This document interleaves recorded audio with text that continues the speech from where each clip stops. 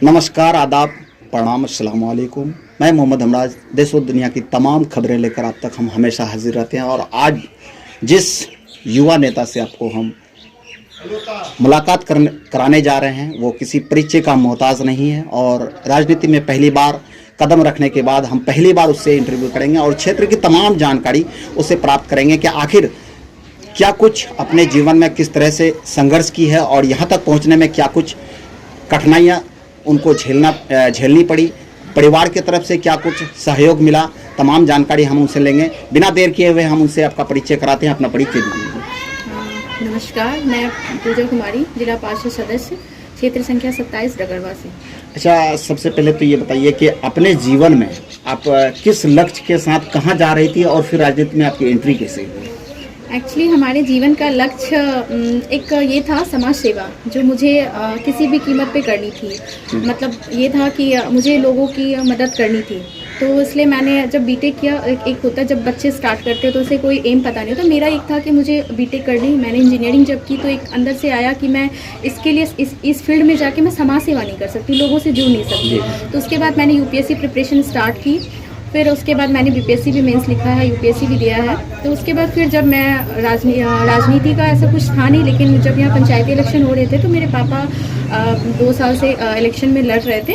उसके बाद फिर महिला सीट आई तो मुझे लगा कि ये मौका मेरे लिए बेस्ट है। तो मैंने बोला पापा मैं क्यों नहीं, अगर मुझे मतलब आके अगर समाज सेवा करने का मौका मुझे इससे मिलता है तो मैं क्यों नहीं। तो इसलिए मैंने फिर ये राजनीति ऑप्शन चुनी। अच्छा, बचपन से कभी आप ख्याल किए थे कि नहीं हमें जो है बड़ी होकर हमें इलेक्शन लड़ना है, फिर लोगों के बीच जाना है, जिस तरह से बड़े बड़े नेता जो करते हैं, क्या ये लक्ष्य के साथ अभी आप कभी आगे बढ़े थे? हाँ, ये लक्ष्य था क्योंकि एक्चुअली हमारी जो फैमिली है ना, हमारे दादाजी भी पॉलिटिक्स में रहे हैं, जैसे वो विधायक 3 बार इलेक्शन विधायक के लड़े हुए हैं और हमारे पापा भी हैं। तो एक बचपन से वो होता है ना, जिन होती है हमारे, मतलब मैंने अपने गार्जियन को जो देखा। लेकिन एक फैमिली मतलब होता है पढ़ाई, जैसे हमारे घर में पढ़ाई को बहुत प्रायोरिटी दिया जाता है कि पहले एक मुकाम हासिल कर लो, उसके बाद जो करना लाइफ में करना। तो मुझे लगता था पहले मैं एक जॉब ले लूँ।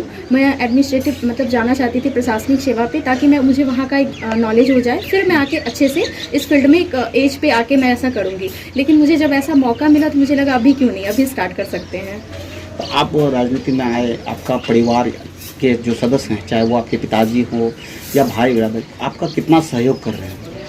सबका बहुत सहयोग रहा। मेरे पिताजी का सबसे ज़्यादा सहयोग रहा। इवन मेरे दादाजी ने ही मेरा पापा को कहा था कि पूजा को इलेक्शन में लड़वाते हैं। आज वो नहीं है हमारे बीच। और हमारे पापा का तो मेरी पूरी दुनिया, मतलब आज मैं जो हूँ उन्हीं के वजह से हूँ, चाहे वो शिक्षा को लेके हो या फिर मुझे पॉलिटिक्स में। उन्होंने कभी मुझे पीछे नहीं किया। जैसे बहुत गार्जियन की सोच होती है, नहीं लड़कियों की कैसे राजनीति करेगी, उन्होंने कहा लड़की क्यों नहीं कर सकती।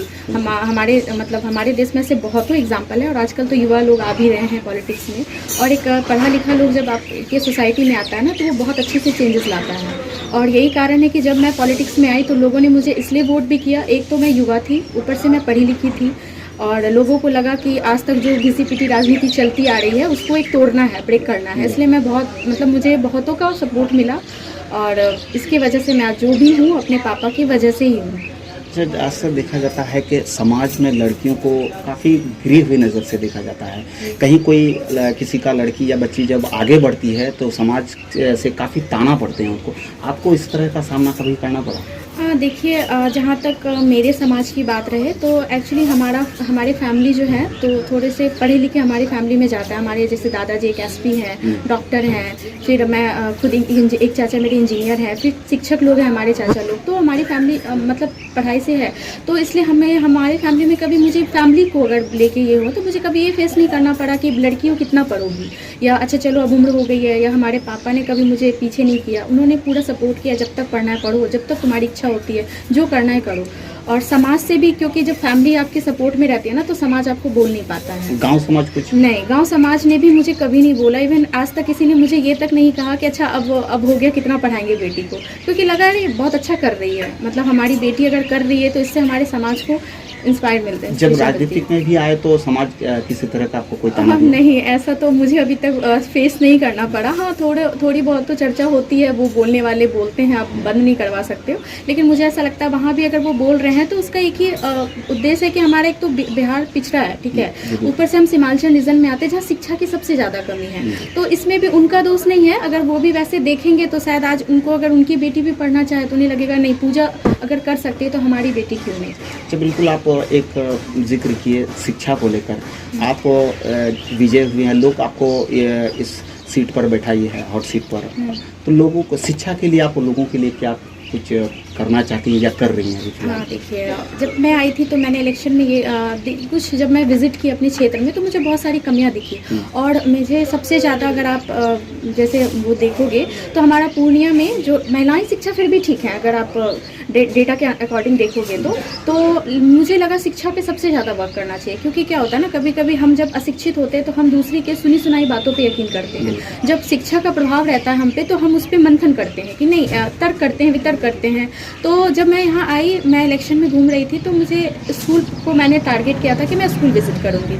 इसलिए जब मैं जीती तो मैं मैक्सिमम बहुत सारे स्कूलों को मैंने विज़िट किया, कहाँ शिक्षा की कमी है, बहुत जगह टीचर नहीं आ रहे थे। तो मेरे 2-3 विज़िट से जो आज तक बहुत ऐसे जो जनप्रतिनिधि हैं नहीं विज़िट करते हैं स्कूल, तो उनको लगता है कि अरे कौन आएगा, सिर्फ अधिकारी का डर रखते हैं। तो जब प्रतिनिधि स्कूल में जाते, विज़िट करते हो तो उन्हें ये लगता है कि चलो समाज में सुधार तो हो रहा है। और शिक्षा में जब मैं जाती हूँ स्कूल में तो बच्चे, लड़कियाँ खास करके ये देख के इंस्पायर होती है कि अच्छा मुझे पूजा दीदी बनना है। अच्छा, ये आप जब स्कूल का दौरा किए शिक्षा को लेकर के, तो आपको क्या कुछ नया देखने को मिला? अच्छा, ज़्यादातर देखते हैं कि बच्चियां जो है स्कूल नहीं आती, क्या ऐसा कहीं आपको सामना करना पड़ा कि बच्चे ज़्यादा हैं लेकिन बच्चियों की तादाद कम होती है पढ़ाई के लिए? हाँ, इसका मुझे सामना करना पड़ा। पहले तो शिक्षक की कमी थी।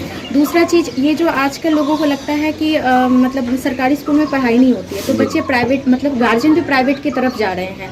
तो एक तो ये कमी है शिक्षा में। लेकिन अभी जो आप देखोगे, अभी जो बहाली हुई है बीपीएससी के थ्रू टीचर्स की, तो अभी स्कूल में शिक्षा का लेवल थोड़ा मतलब अच्छा हुआ है पिछले के अकॉर्डिंग। तो मुझे लगता है कि एक तो ये है, लेकिन अभी भी जागरूकता की कमी है। जैसे लड़कियां हैं 9th-10th तक तो रहती है भीड़, लेकिन 10th के बाद बच्चों की शादी कर दी जाती है, तो ये सबसे बड़ा कमी है। फिर बच्चों, मतलब पैसे की तंगी की वजह से बच्चे बाहर चले जाते हैं पढ़ने। तो ये सारी रीज़न है जिसकी वजह से हमारे समाज में थोड़ा शिक्षा को कम ध्यान दिया गया। लेकिन हाँ, पहले से सुधार है।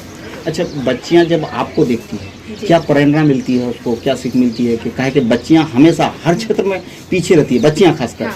तो आप एक लाडली है किसी की, पहली बार आई हैं, तो आपसे तो कुछ बच्चियों को सीख मिलती होगी। हाँ, बिल्कुल सीख मिलती है। बहुत बच्चियाँ ऐसे, मैंने जब मैं इलेक्शन के दौरान थी तो बहुत, जब स्कूल जाती हूँ तो मैं बच्चों से डायरेक्ट पूछती हूँ कि आपको क्या बनना है, शादी तो नहीं करनी है, मेरे तरफ बनना है, किसी को डॉक्टर बननी है, इंजीनियर बननी है। तो बच्चों में बहुत उत्साह रहता है कि नहीं नहीं दीदी मुझे आपकी तरफ बननी है। मैं बोली बिल्कुल, हमारे समाज में एक शिक्षित लोग जब आते हैं ना हमारे समाज में, तो हमारा समाज ही प्रगति करता है। अच्छा, क्षेत्र का विकास को लेकर के क्या कहना चाहेंगे आप?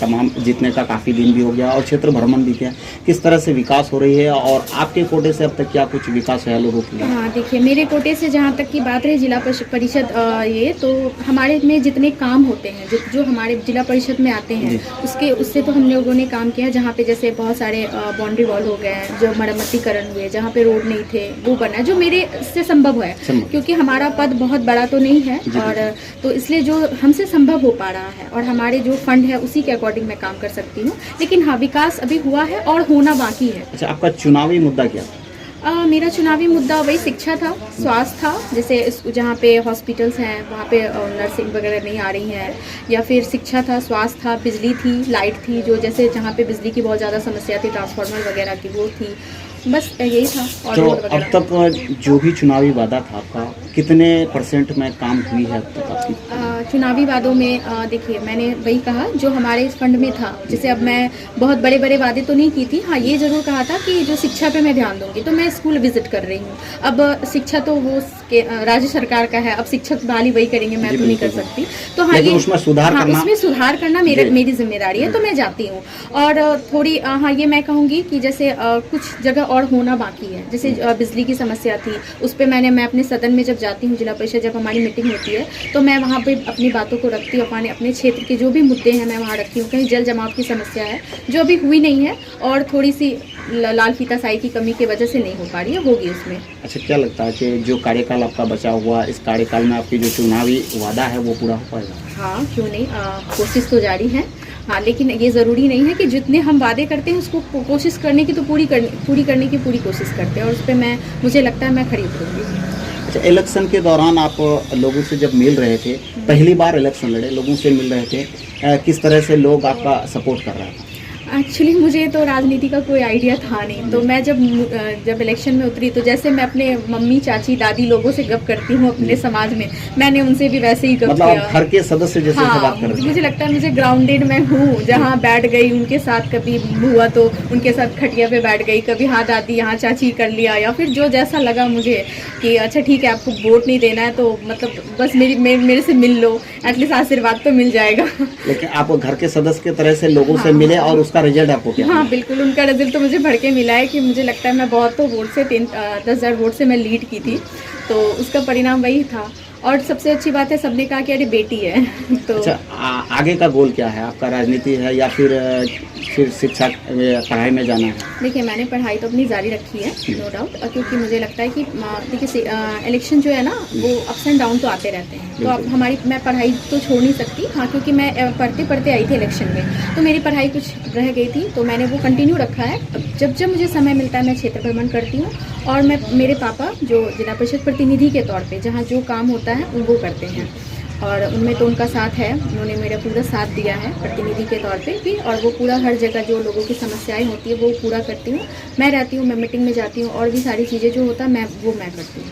अच्छा, अक्सर देखा जाता है कि कोई इलेक्शन लड़ते हैं फिर वो जीत जाते हैं, और फिर जब वो जीत जाते हैं तो आने 5 साल पूरा करने के बाद फिर उनकी ऊंचाई कुछ और हो जाती है। जैसे अगर जिला परिषद में है तो फिर वो विधायक का इलेक्शन लड़ेंगे, या फिर MP बनने का खौफ, आप ऐसा कोई ख्याल लेकर के चलती हैं? हाँ, मैं अच्छा एक बात बताइए, अगर ऊंचाई मिले तो क्यों नहीं जाऊँ? जी बिल्कुल, लेकिन अपनी सोच होती है कि नहीं हमें जिला परिषद तक ही रहना, या फिर इस बार लास्ट है, हम नहीं, हमारा करियर कुछ और है। नहीं, ऐसा कुछ नहीं है। हमारा करियर, अगर हमें मेरा मकसद है समाज को बदलना, ठीक है, और मैं ऐसा कुछ नहीं कि पैसे कमाना, नौकरी करने का उद्देश्य पैसे कमाना भी होता है, तो मेरा वो उद्देश्य रहा नहीं। अगर मुझे मेरा वो उद्देश्य रहता तो मैं इंजीनियरिंग करके अच्छा पैकेज के मैं कमा रही होती, तो मुझे प्रशासनिक सेवा में भी इसलिए जाना था कि मैं समाज को बदल सकूँ, और अगर मैं यहाँ पे बदल सकती हूँ तो मेरे लिए अगर इससे ज़्यादा, क्योंकि मैंने बताया कि जिला परिषद पद है, लेकिन इसमें मतलब मेरी एक सीमित है, मैं एक सीमित तरह से काम कर सकती हूँ। तो अगर मुझे मौका मिला कि मैं विधायक या सांसद बनके सदन को रिप्रेजेंट करूँ, अपने क्षेत्र को रिप्रेजेंट करूँ, यहाँ विकास करूँ,